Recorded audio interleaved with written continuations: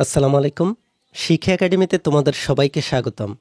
এই ভিডিওতে আমি তোমাদেরকে নবম শ্রেণীর ইসলাম শিক্ষা বই থেকে প্রথম অধ্যায় আকাইদের 18 পৃষ্ঠা জোড়া কাজটি নিয়ে আলোচনা করব।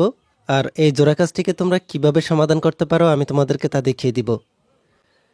তোমরা এখানে দেখতে পাচ্ছ তোমাদেরকে এই জোড়া আলোচনার কাজটিতে বলা হয়েছে আমাদের যেসব কথা ও কাজ কুফুরির পর্যায়ে পড়ে তার একটি তালিকা প্রস্তুত করো। এরপরে বলা হয়েছে পাঠ্যপুস্তকে উল্লিখিত কুফুরের পর্যায়ভুক্ত কথা ও কাজ ব্যতীত আরও যেসব কথা ও কাজ কুফরের পর্যায়ভুক্ত তা জোড়ায় আলোচনা করে শ্রেণী শিক্ষকের নির্দেশনা মোতাবেক উপস্থাপন করো। তাহলে তোমাদের এই জোড়ায় কাজের মূল বিষয়টি হচ্ছে আমাদের যেসব কথা ও কাজ কুফরের পর্যায়ে পড়ে তার একটি তালিকা প্রস্তুত করতে হবে। আর তোমাদেরকে এখানে এই জোড়ায় কাজটিতে আরও বলা হয়েছে পাঠ্যপুস্তকে উল্লিখিত কুফরের পর্যায়ভুক্ত কথা ও কাজ ব্যতীত আরও যেসব কথা ও কাজ কুফরের পর্যায়ভুক্ত তা জোড়ায় আলোচনা করে শ্রেণী শিক্ষকের নির্দেশনা মোতাবেক উপস্থাপন করতে হবে। তোমরা এই জোড়া কাজটিকে সমাধান করার পূর্বেই 17 পৃষ্ঠা থেকে কুফর সম্পর্কিত এই লেখাগুলো ভালোভাবে পড়ে এরপর তোমরা এই জোড়ায় আলোচনার কাজটিকে সমাধান করবে। তোমরা কিভাবে এই কাজটিকে সমাধান করতে পারো আমি তোমাদেরকে তা একটি নমুনাত্মর মাধ্যমে দেখিয়ে দিচ্ছি। তার আগে তোমরা যারা এখনও আমাদের চ্যানেলটিকে সাবস্ক্রাইব করোনি তারা এখনই আমাদের চ্যানেলটিকে সাবস্ক্রাইব করে রাখো, আর যারা সাবস্ক্রাইব করেছো তাদেরকে অসংখ্য ধন্যবাদ। তাহলে তোমাদেরকে জোড়া কাজটিতে বলা হয়েছিল আমাদের যেসব কথা ও কাজ কুফরি পর্যায়ে পড়ে তার একটি তালিকা প্রস্তুত করো।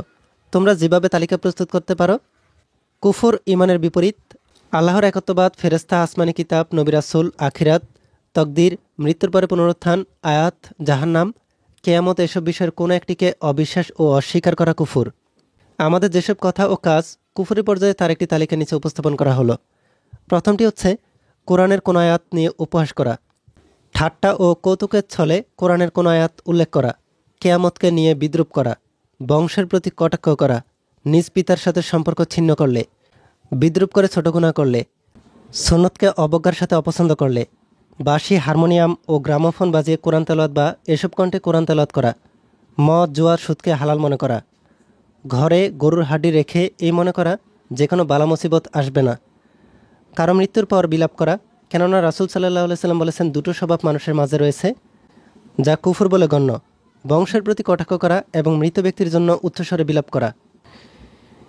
এরপরে হচ্ছে কোনো ব্যক্তি বা প্রতিমার জন্য পশু জবাই করা, মাজারে গিয়ে মানত করা ও কিছু চাওয়া, পর্দা নিয়ে উপহাস করা, আলেমদের অপমান বা অপদস্থ করা। তাহলে আমরা এখানে দেখে ফেললাম তোমরা কিভাবে 18 পৃষ্ঠা জোড়ায় কাজটির জন্য আমাদের যেসব কথা ও কাজ কুফরি পর্যায়ে পড়ে তার একটি কিভাবে তালিকা প্রস্তুত করতে পারি। এই ভিডিওতে এই পর্যন্তই। পরবর্তী ভিডিওতে আমি তোমাদেরকে এ অধ্যায়ের 19 পৃষ্ঠার বাড়ি কাজটিকে তোমরা কিভাবে সমাধান করতে পারো আমি তোমাদেরকে তা দেখিয়ে দিব। এই ভিডিওটি তোমাদের কাছে ভালো লাগলে ভিডিওতে কমেন্ট করে জানাতে পারো, আর পরবর্তী সকল ভিডিওগুলো পাওয়ার জন্য আমাদের এই চ্যানেলটিকে এখনই সাবস্ক্রাইব করে রাখো।